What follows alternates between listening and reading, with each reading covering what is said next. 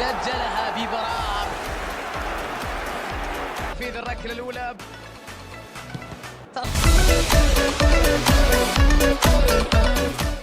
WhatsApp গেছে সেগুলো তোমরা সবাই ভালো আছো অ্যান্ড তোমাদের দয় আমিও ভালো আছি।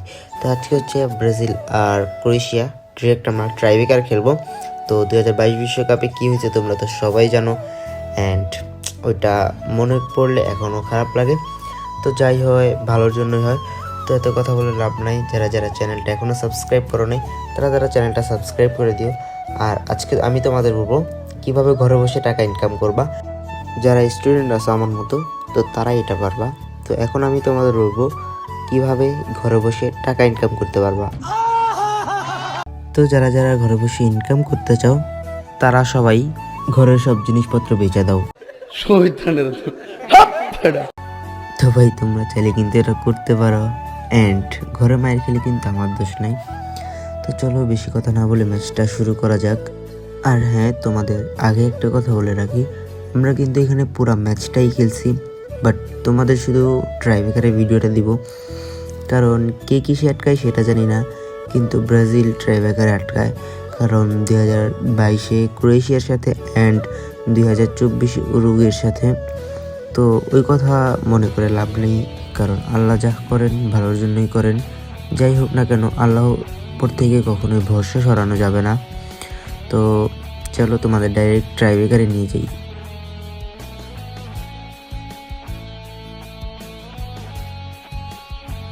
আর ভাই তোমাদের আগে একটা কথা বলে রাখি, আমি কিন্তু ট্রাইব্রেকার অতটাও পাকা না, অ্যান্ড আমি যতগুলা ট্রাইব্রেকার করছি বেশিরভাগগুলাই আমি হারছি অ্যান্ড কমগুলাই জিতছি।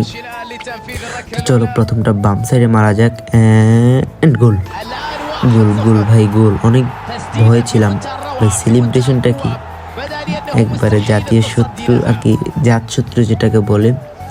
তো চলো ওদেরও প্রথমটা মারতে আসছে, বেন্টো ডান সাইডে অ্যান্ড সেভ সেভ সেভ প্রথমটাই সেভ।